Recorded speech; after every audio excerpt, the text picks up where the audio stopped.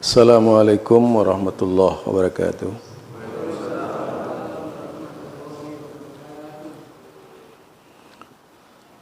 Alhamdulillahi rabbil alamin. Assalatu wassalamu ala nabiyil mursalin Muhammadin wa ala alihi wa ashabihi ajma'in.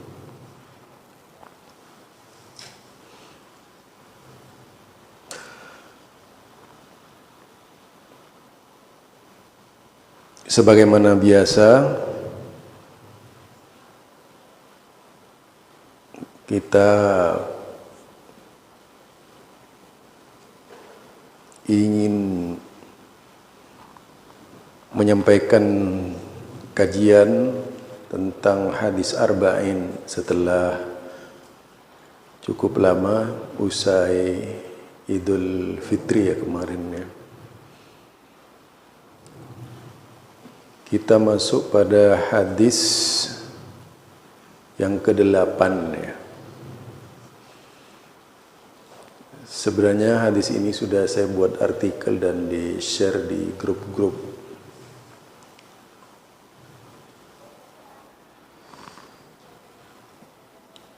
Dan model hadis yang saya sajikan dari hadis arba'in ini saya coba kaitkan dengan asal-usul di mana hadis itu diambil oleh Imam Nawawi.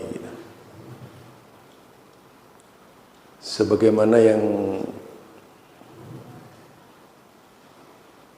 saya pelajari bahwasanya hadis tersebut oleh Imam Nawawi dirujuk pada hadis Imam Bukhari ya. Pada hadis Imam Bukhari dan disarah oleh Ibnu Hajar Asqalani juga. Kalau hadis Imam Bukhari ini masuk dalam bab iman, walaupun judulnya yaitu perintah memerangi manusia. Jadi perintah memerangi manusia yang tidak melaksanakan sholat dan mengeluarkan zakat. Jadi hadis ke-8 ya, dari Imam Nawawi. Nah, kalau di dalam hadis Imam Bukhari masuk dalam kategori iman, yaitu pada bab jika mereka bertaubat dan mendirikan sholat, menunaikan zakat, maka mereka berilah kebebasan untuk berjalan. Itu judulnya kalau di dalam kitab Fathul Bari ya. Jadi antara Imam Nawawi dan Ibnu Hajar Asqalani dalam memberikan bab khusus serta Imam Bukhari itu berbeda. Sedangkan Imam Bukhari dan Ibnu Hajar Asqalani sebagai pensyarah Imam Bukhari itu menggunakan tema yang dipakai oleh Imam Bukhari. Hanya perbedaannya sedikit saja, tema yang ditampilkan oleh Imam Nawawi. Teks lengkapnya hadis itu sebagai berikut. Haddatsana Abdullah bin Muhammad al-Musnadi qala haddatsana Abu Rayhil Harami bin Umarah qala haddatsana Su'bah an Waqid bin Muhammad qala sami'tu abi yuhaddisu an Ibni Umar. Itu selengkapnya ya.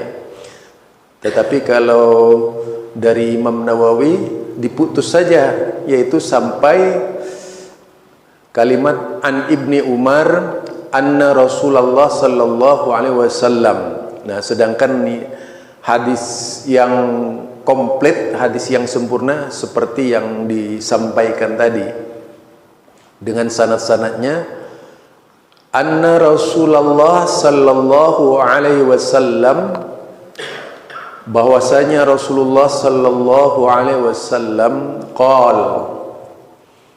bersabda, umirtu an uqatilan nas,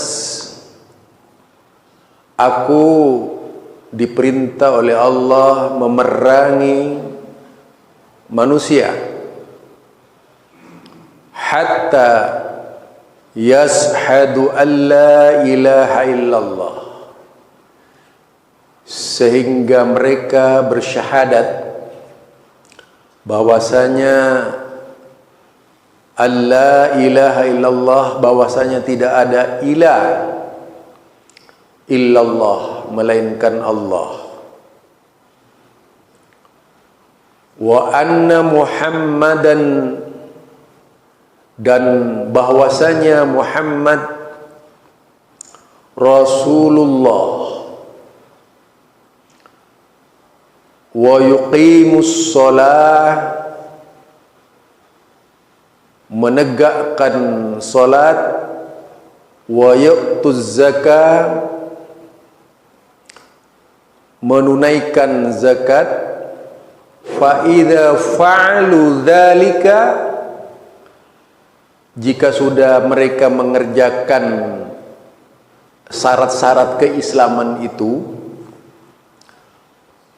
asamu minni dima'ahum, maka darah, yaitu darah mereka, wa amwalahum, dan harta mereka itu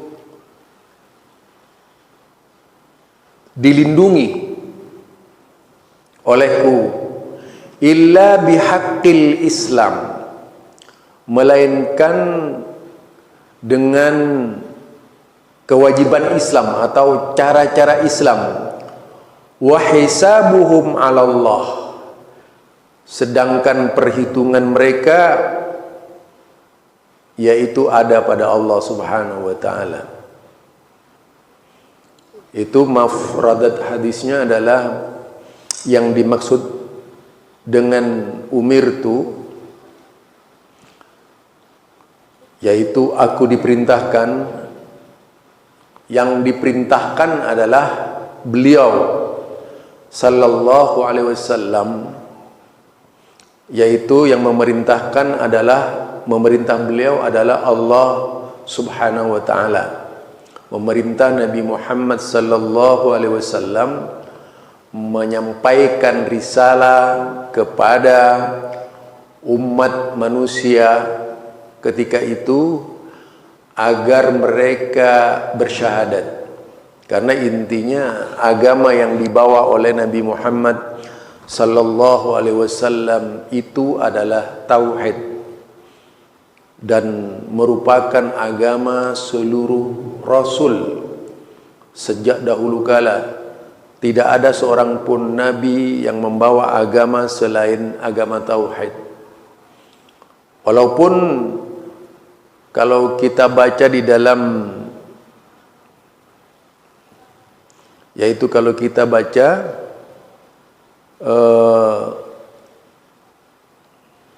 di dalam apa namanya, di dalam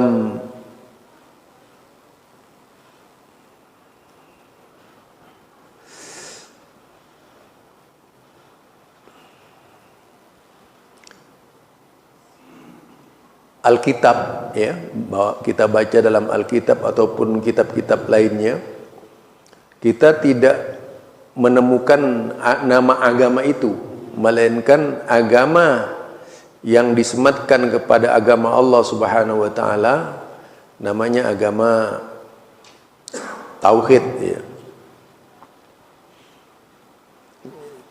Jadi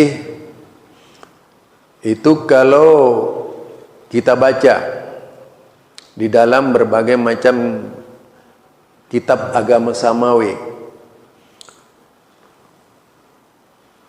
Kemudian karena tidak ada yang memerintahkan beliau kecuali Allah. Jadi intinya Rasulullah sallallahu alaihi wasallam tidak ada yang menugaskan beliau sebagai seorang rasul kecuali Allah Subhanahu wa taala. Dan itu diakui oleh seluruh agama sebenarnya. Kemudian sebagaimana para sahabat jika mengatakan umirtu, misalnya sahabat umirtu Ali misalnya, ketika dia mengatakan umirtu, yaitu aku diperintah, maka yang memerintahkannya adalah Rasulullah. Jadi kalau Rasulullah yang berkata umirtu, yang dimaksud adalah Rasulullah diperintah Allah. Kalau sahabat yang mengatakan umirtu, aku diperintah, maka yang memerintahkan itu adalah Rasulullah sallallahu alaihi wasallam. Kemudian yang dimaksud dengan uqatilan nas, yaitu memerangi manusia, walaupun sifatnya umum misalnya, namun yang dimaksud itu adalah orang-orang musyrik. Jadi pada waktu itu ada perintah agama menyampaikan dakwah, karena memang awal perjalanan manusia itu adalah mauhidin. Jadi awal perjalanan manusia di dunia itu adalah mauhidin, artinya hamba Allah yang bertauhid. Sesudah mengalami proses kehidupan yang penuh dengan berbagai macam-macam menjanjikan dari iblis dan dunia, mereka banyak yang musyrik. Jadi mereka banyak yang musyrik, meninggalkan agama tauhid.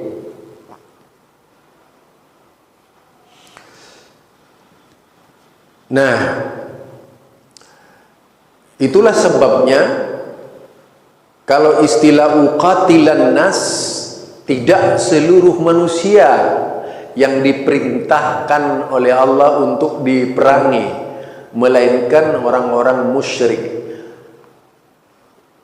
Yang dimaksud orang musyrik yaitu siapa saja dari hamba-hamba Allah ketika itu yang menyekutukan Allah. Karena memang permasalahan menyekutukan Allah, syirik, mensyirikatkan Allah, itu bisa mendatangkan berbagai macam kemarahan Allah. Itulah sebabnya Nabi Muhammad mendakwakan tauhid, mengembalikan mereka kepada jalan tauhid tersebut. Kemudian hal ini sebagaimana yang dikuatkan dalam riwayat Nasa'i, umirtu an uqatilal musyrikin, itu dalam hadis lainnya. Jadi aku diperintah untuk memerangi kaum musyrikin. Nah, dakwah Rasulullah sallallahu alaihi wasallam dilancarkan oleh beliau tidak lain tujuannya mentauhidkan setiap pribadi musyrikin agar kembali ke jalan awal dari perjalanan manusia yang hanya mengenal Allah satu-satunya Tuhan, tidak mengenal yang lain gitu. Kemudian yang dimaksud dengan bihaqqil Islam, dengan hak Islam, yakni perkara-perkara yang disyariatkan oleh Islam. Perkara-perkara yang disyariatkan oleh Islam, ditetapkan oleh Islam, diwajibkan untuk ditaati sebagaimana tulis di dalam syariatnya Al-Quran, As-Sunnah. Al-Quran yaitu kalam Allah atau firman Allah, dan As-Sunnah itu adalah sabda Rasulullah sallallahu alaihi wasallam. Seperti kisos misalnya, rajam bagi penzina muhsan. Termasuk kemarin saya baca itu juga, yaitu seperti LGBT. LGBT itu dalam Islam hukumannya hukuman mati. Tapi ya tidak sewenang-wenang melaksanakan hukum mati begitu saja. Yang berhak melaksanakan itu adalah Amirul Indonesia, pemimpinnya itu di Indonesia ini. Nabi sallallahu alaihi wasallam juga diperintahkan untuk memerangi manusia agar mengucapkan la ilaha illallah. Jika kita perhatikan sejarah Nabi ketika itu, tidak bermakna uqatilan nas langsung sebagaimana yang diterjemahkan oleh kaum misionaris yang anti Islam, tidak seperti itu ya. Tapi yang dimaksud uqatilan nas, mendakwakan tauhid dulu kepada manusia, menyadarkan mereka. Kecuali ketika sudah muncul ajakan perang dari mereka, baru Rasulullah merespon perang tersebut. Sekali kalau masih bisa dihindari oleh Rasulullah sallallahu alaihi wasallam. Jadi uqatilan nas tidak langsung begitu Rasulullah ada perintah perang mengumandangkan perang, tidak demikian.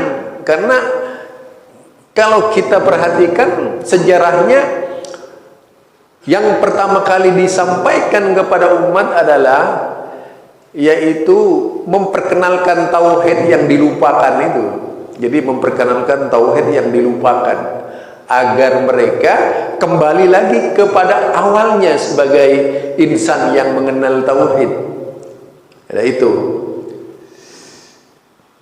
Jadi, dan ini terjadi setelah beliau hijrah ke Madinah. Jadi selama di Mekah mana pernah Rasulullah itu berperang gitu ya, kan tidak pernah. Nah, beliau berperang dimulai dari Madinah. Yang pertama kali dengan munculnya perang Badar ketika itu bukan karena Nabi Muhammad harus berperang, tidak gitu, tetapi dipaksa. Apalagi di perang Uhud. Di perang Uhud itu ada yang aneh, Pak. Mungkin kita baru sekarang ini mendengar ya.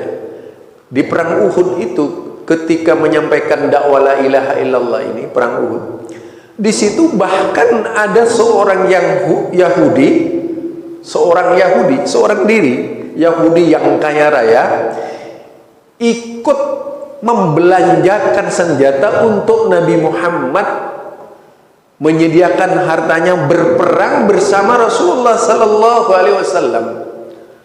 Tidak Islam dia. Bahkan ketika akan meninggal, dia menyerahkan semua hartanya kepada Nabi Muhammad sallallahu alaihi wasallam. Karena masuk dalam kerangka tadi kafir zimmi yang ikut berperang menegakkan kedaulatan tauhid di Madinah ketika itu. Artinya walaupun Yahudi ini adalah musyrikin, tetapi karena tidak mengancam jiwa umat Islam malah ikut berperang. Walaupun istilahnya amalnya itu gugur, habitat a'maluhum ya. Orang yang berbuat baik kepada Allah Subhanahu wa taala tapi tidak mau mengerjakan perintah Allah, itu Yahudi. Mungkin jarang yang seperti itu ya. Kemudian yang kedua, hukum orang yang meninggalkan salah satu rukun Islam adalah diperangi. Ini tidaklah, tentunya tidak semata-mata diperangi, oh kita angkat senjata perang, tidak demikian juga gitu. Jadi dalam hal ini yang melakukannya tetap saja ulil amri. Kita tidak berhak mengeluarkan perintah perang ya. Karena pada waktu itu Nabi Muhammad adalah seorang ulil amri di Madinah. Jadi ulil amri di Madinah. Kemudian sebagaimana diperanginya orang yang meninggalkan sholat atau zakat, itu terjadi di zaman Abu Bakar As-Siddiq. Orang-orang yang meninggalkan sholat dan zakat diperangi oleh beliau. Juga orang-orang murtad ketika itu. Nah, karena banyaknya mereka yang tidak mau bayar zakat, kemudian Abu Bakar mengumandangkan perang kepada mereka-mereka yang mengingkari perintah sholat dan zakat ketika itu. Tentu karena jumlahnya tidak seperti misalnya 1-2 orang. Ini rombongan Pak, mereka tidak melaksanakan sholat setelah Rasulullah Sallallahu Alaihi Wasallam meninggalkan kita seluruhnya, wafat ya.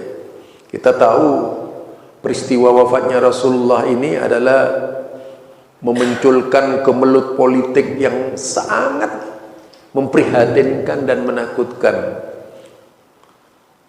Bagaimana Rasulullah meninggal? Kalau perintahnya Rasul itu meninggal apa? Ada orang meninggal, perintahnya Rasul apa? Menyegerakan dikubur. Rasulullah tidak. Begitu Rasulullah itu meninggal, tidak demikian yang terjadi. Coba, beliau sebagai seorang Rasul yang memberi tuntunan, namun di kemudian hari terjadi malapetaka menimpa dakwah Islam, menimpa umatnya. Jenazah seorang yang mulia, jenazah seorang Nabi, seorang Rasul, seorang kekasih Allah, kekasih kita seluruhnya, itu sampai telantar, terbengkalai selama 3 malam jenazahnya, akibat dari situasi politik yang tidak menentu. Jadi politik kadang-kadang bahayanya di situ, Pak. Bahayanya politik. Dan kita sering menikmati politik yang seperti itu, berakibat fatal terhadap dakwah Islam. Di negara kita juga seperti itu. Kadang-kadang chaos dan sebagainya, hingga tidak mengenal lagi lintas agama. Padahal ini adalah kualitas komunitas Islam, masyarakat Islam yang baru dibangun, masih berumur sekitar 22 tahun oleh Rasulullah Sallallahu Alaihi Wasallam. Tuh, jadi menghadapi benturan politik yang begitu keras sampai berakibat jenazah seorang mulia terbengkalai jenazahnya selama 3 malam. Nah itu. Kemudian di antara hak Islam adalah melakukan perbuatan haram yang membolehkan ditumpahkannya darah seorang muslim. Itu dengan hak cara Islam. Misalnya korupsi, koruptor itu ya. Kemudian tadi berzina, liwat atau LGBT, tentunya didasarkan pada tadi yaitu ulil amri.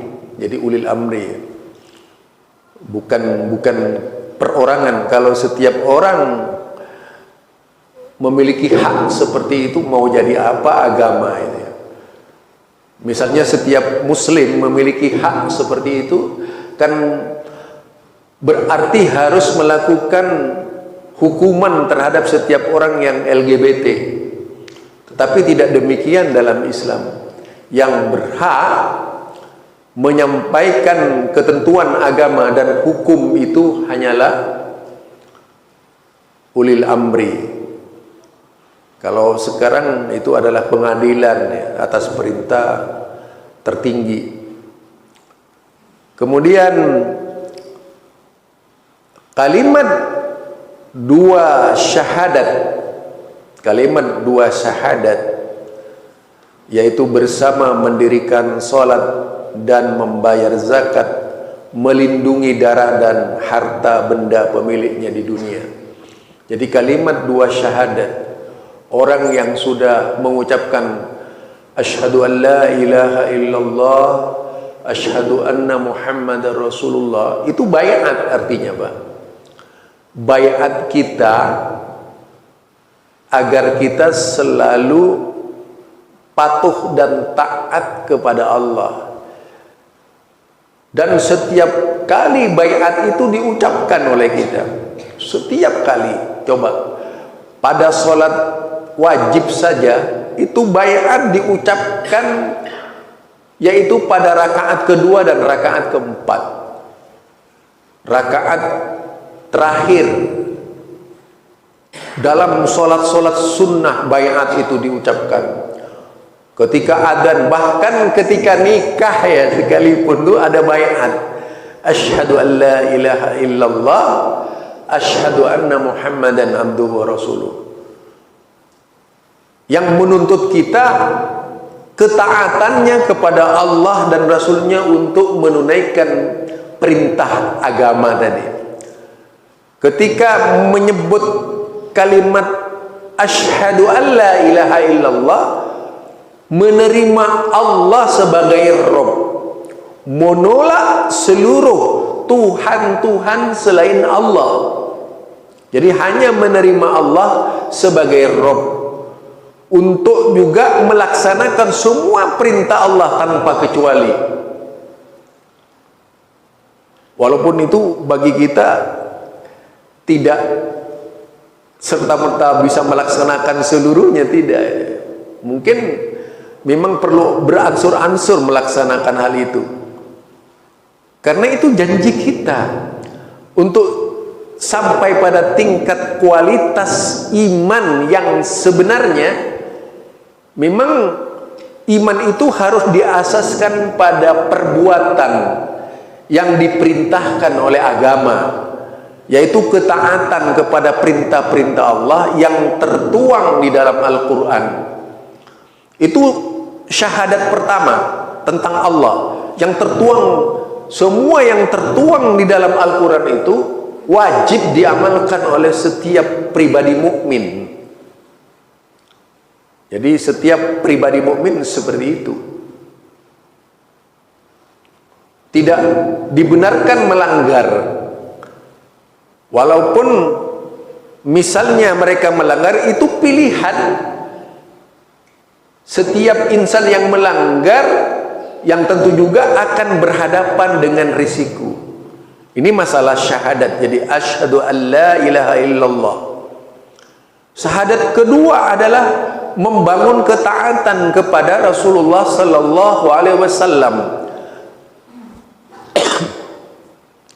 Bagaimana kita itu membangun ketaatan kepada Rasulullah, membangun kecintaan kepada Rasulullah, membangun sikap ittiba untuk senantiasa patuh dan mengikuti Rasulullah sallallahu alaihi wasallam dalam masalah akidah, dalam masalah ubudiyah, dalam masalah pergaulan, rumah tangga dan sebagainya. Baru sampai kita itu pada tingkat kesempurnaan iman. Jadi iman kita ini harus diasah di atas itu. Kemudian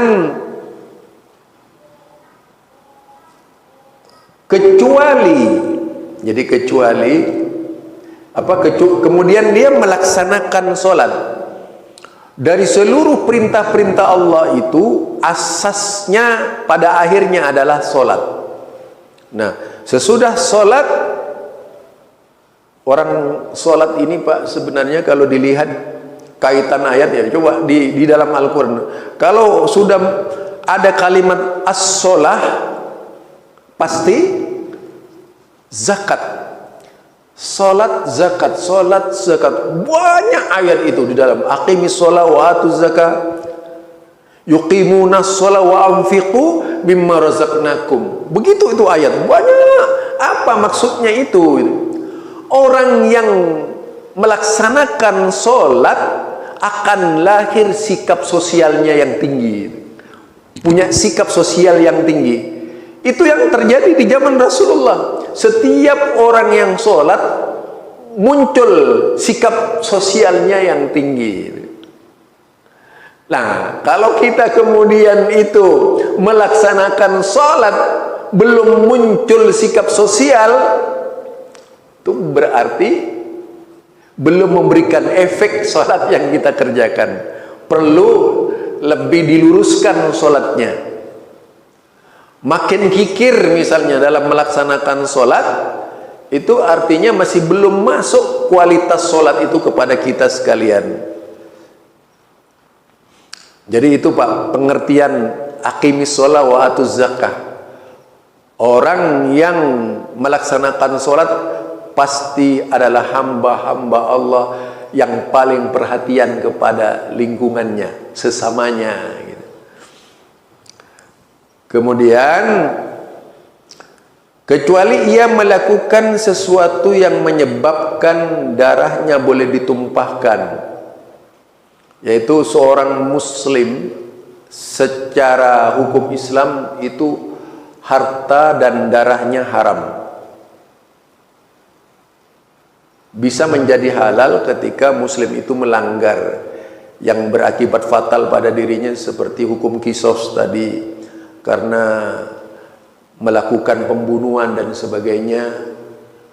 Tentunya balasannya tidak ada lain, itu qisas. Termasuk hukum rejam tadi, LGBT. Kalau mau melaksanakan hukum syariat Islam, insya Allah Indonesia bersih, bersih dari masalah. Kemudian, sedangkan di akhirat, jadi wa hisabuhum 'ala Allah, sedangkan di akhirat perhitungan amalnya terserah kepada Allah.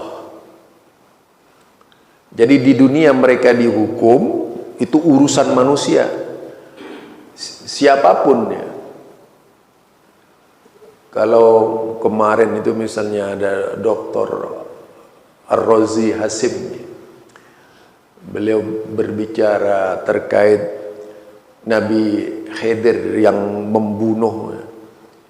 Nah, kalau kita itu punya pengetahuan seperti Nabi Khidir menurutnya ya, kemudian bisa melihat hakikat esensi dari perjalanan manusia yang kafir misalnya, lalu karena dianggap berbahaya dibunuh.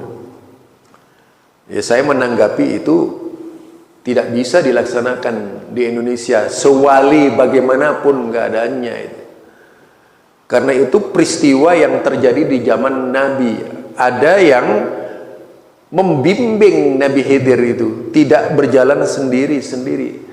Itulah sebabnya kemudian dilukiskan oleh Allah perjalanannya dalam surat Al-Kahfi itu.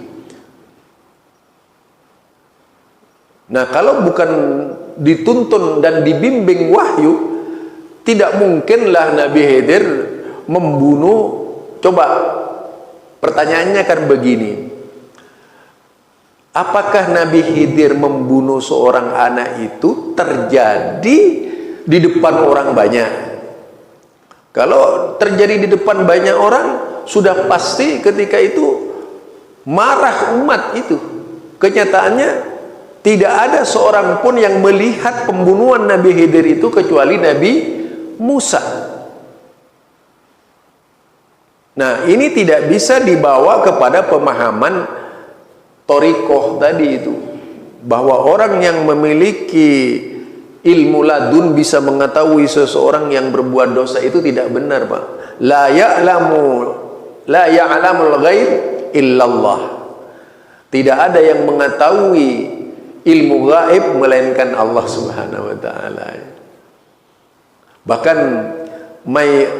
mayyut'a dikatakan siapa yang mengaku mendapatkan ilmu gaib fahuwa kafir. Dia adalah kafir. Itu hadis Rasulullah sallallahu alaihi wasallam. Jadi hukum-hukum seperti itu tidak bisa diterapkan dalam Islam ya, dan tidak pernah dalam perjalanan Islam ada hukum seperti itu. Jadi apa yang dikatakan oleh DR Rozi ini menyimpang jauh dari pemahaman tauhid.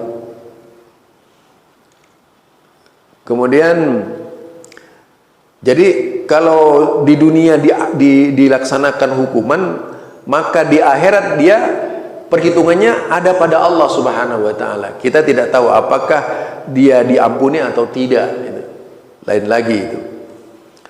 Nah, jika ia jujur dengan syahadatnya, maka Allah akan memasukkan ke dalam surga. Jadi kalau kita jujur di dalam bersyahadat nih, Pak, benar-benar sesuai dengan syahadat yang kita ucapkan, bahwa syahadat itu perlu pembuktian, lalu kita tidak membuktikan, maka kejujuran kita itu akan diuji oleh Allah di hadapan Allah kelak. Apakah benar syahadat kita itu atau hanya membohongi Allah Subhanahu wa taala itu. Jadi semua kita ini akan dimintai pertanggungjawabannya oleh Allah Subhanahu wa taala sejauh mana syahadat yang diamalkan tadi. Nah,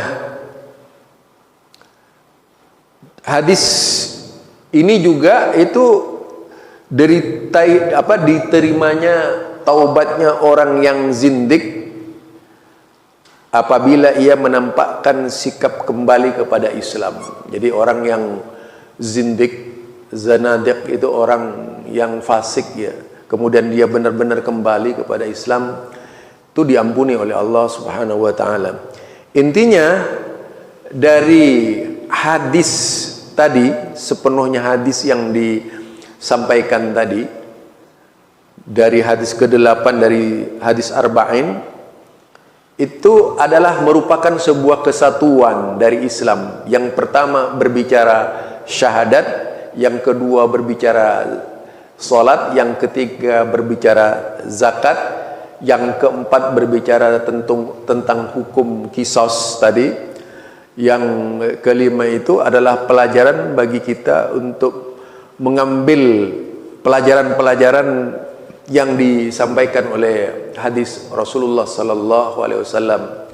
Bagaimana kita berjalan di atas asar Rasulullah sallallahu alaihi wasallam sebagai seorang muslim, sehingga bisa mengamalkan dalam kehidupan kita sehari-hari. Yang pertama menjaga itu tadi, syahadat, salat, zakat, dan hukum-hukum Allah yang lainnya. Insya Allah kalau itu bisa dilakukan oleh kita, kita akan sampai pada tingkat keimanan yang diharapkan oleh kita seluruhnya, yang bisa menjadi kunci ke surga ya.